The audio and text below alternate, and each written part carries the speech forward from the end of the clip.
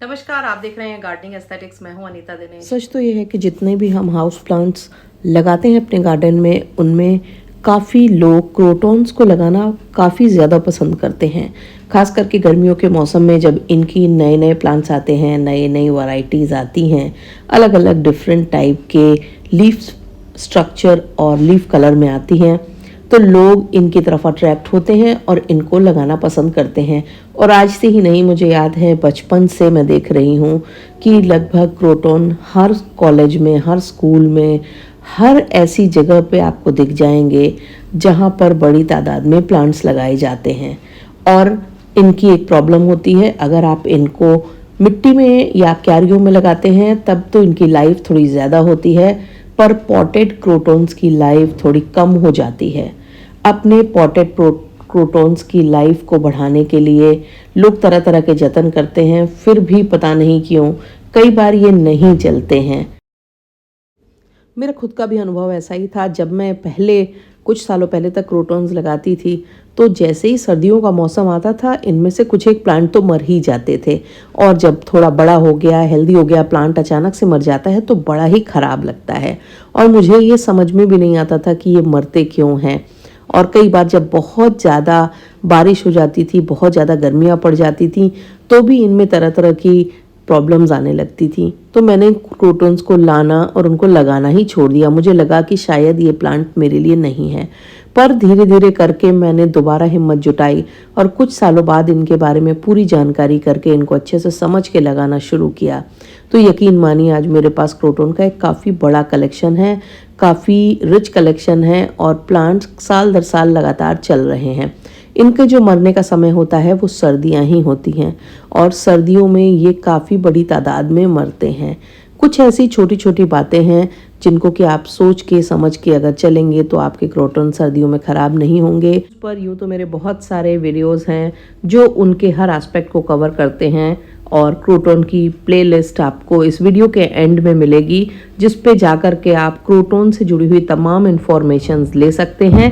यहाँ तक कि विंटर केयर पर पहले भी मैं एक डिटेल्ड वीडियो बना चुकी हूँ जो आपके लिए हेल्पफुल होगा।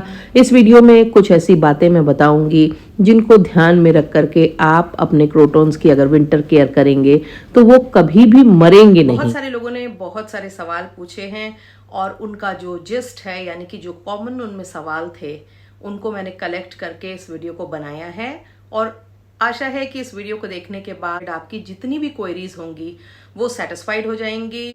तो चलिए जल्दी से वीडियो को शुरू करते हैं। क्रोटॉन्स के लिए सबसे इम्पॉर्टेंट चीज़ जो आपको ध्यान रखनी है कि इसको आपको फ्रॉस्ट से बचाना है, क्योंकि क्रोटॉन एक ऐसा प्लांट है जो जहाँ फ्रॉस्ट के संपर्क में आया वहीं पर वो मर जाएगा। अगर आपके पास 3-4 प्लांट हैं तो आपने यकीनन देखा होगा कि सर्दियों के सीज़न में एक आध तो मर ही जाता है, और उसका सबसे बड़ा जो कारण होता है वो फ्रॉस्ट होता है।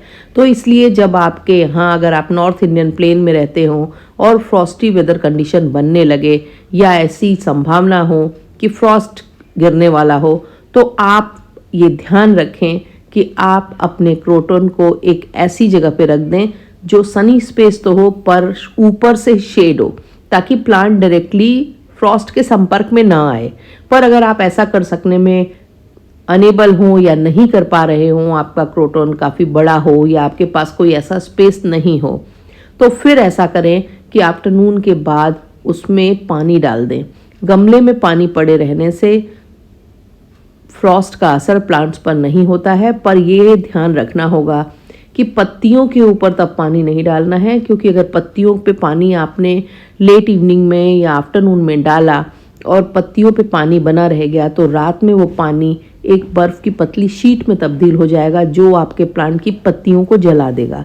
इसलिए ये ध्यान रखना है कि पॉट की मिट्टी में पर्याप्त अगर नमी होगी तो प्लांट में फ्रॉस्ट का असर नहीं होगा, पर यही अगर पानी पत्तियों के ऊपर पड़ा रहेगा तो फिर वो पत्तियों को रात में जला सकता है। ये भी ध्यान रखना है कि पानी रोज नहीं डालना है। अगर मिट्टी में नमी है तो फिर पानी नहीं डालना होगा, पर मिट्टी सूखनी नहीं चाहिए, यानी कि जो टॉप लेयर है वो एकदम ड्राई नहीं होनी चाहिए। दूसरी इंपॉर्टेंट बात यह है कि आपको अपने प्लांट को प्रॉपर सनलाइट प्रोवाइड करनी है, क्योंकि कई बार ऐसा होता है कि जो वेस्ट डायरेक्शन हो गई या ईस्ट डायरेक्शन हो गई वहाँ पर जो क्रोटोन रखे होते हैं वो गर्मियों में तो ठीक चल रहे होते हैं, पर सर्दियों में उनमें प्रॉब्लम आने लगती है। और इसलिए आप अगर इस बात का ध्यान रखेंगे कि आपके प्लांट को प्रॉपर सनलाइट मिलती रहे, तो उस प्लांट के ख़राब होने के चांसेस काफ़ी कम होते हैं। और आपको अपने प्लांट को एक ऐसे स्पेस में रखना चाहिए जो पर्याप्त सनलाइट वाला हो। अगर आपके पास साउथ में स्पेस है तो इस दौरान आप अपने क्रोटोन प्लांट्स को खूब अच्छी धूप वाले एरिया में रख सकते हैं, क्योंकि सर्दियों में धूप की इंटेंसिटी उतनी नहीं होती है जितनी कि गर्मियों के मौसम में होती है, और आपके क्रोटोन्स के कलर्स भी अच्छे बने रहेंगे और वो अच्छे से चलते रहेंगे। तीसरी बात जो आपको ध्यान रखनी है कि इस दौरान आपको कोई भी फर्टिलाइज़र अपने क्रोटोन प्लांट्स में ऐड नहीं करना है, क्योंकि कोई भी फर्टिलाइज़र जो आप ऐड करेंगे वो आपके क्रोटोन के प्लांट को खराब कर सकता है। फर्टिलाइज़र चाहे केमिकल हो चाहे ऑर्गेनिक हो, कोशिश करें कि कोई भी खाद नहीं डालें। और सबसे अच्छा तरीका ये होता है कि आप 30 अक्टूबर तक या फिर लेट से लेट 8-10 नवंबर तक अपने प्लांट को एक डोज ऑर्गेनिक मैन्योर की दे दें, उसमें अच्छे से टिलिंग कर दें, सो दैट कि वो फिर पूरे 2 महीने जब ठंड पड़ती है तो वो अच्छे से चलता रहे और उसको एक्स्ट्रा न्यूट्रिशन की आवश्यकता ना हो। क्रोटोन्स क्योंकि ट्रॉपिकल प्लांट हैं, इसलिए इनको मिस्टिंग की ज़रूरत है, और मिस्टिंग इनको हाइड्रेट रखने के अलावा, इनको मॉइस्चर प्रदान करने के अलावा सबसे बड़ा काम जो करती है कि अगर इनकी पत्तियां धुलती रहेंगी तो इनमें किसी भी तरह के मिलीबग्स या माइट्स का असर नहीं होता है, क्योंकि सर्दियों में काफ़ी बार इनमें तरह तरह के माइट्स के बग्स के अटैक होते हैं। तो इसलिए आपको अपने प्लांट को मिस्टिंग करनी है। अब मिस्टिंग करने का तरीका ये रखना है कि दोपहर में 11-12 बजे करीब जब धूप निकल जाती है अच्छी सी, तब आप अपने प्लांट को मिस्ट कीजिए, और मिस्ट भी 3-4 दिनों में एक बार कीजिए। पत्तियों को अच्छे से वॉश कर दीजिए, और ये काम उस दिन नहीं करना है जब बादल लगे हुए हों या धूप नहीं हो। किसी भी अच्छे विंटर के सनी डे में आप अपने प्लांट को बहुत अच्छे से धुलिए, खूब बढ़िया से उसमें वाटरिंग करिए, सो दैट कि प्लांट को नमी भी मिल जाए। सर्दियों में जो चीज़ आपके क्रोटोन के प्लांट को बहुत ज़्यादा तंग करती है वो होती है ड्राई विंड्स।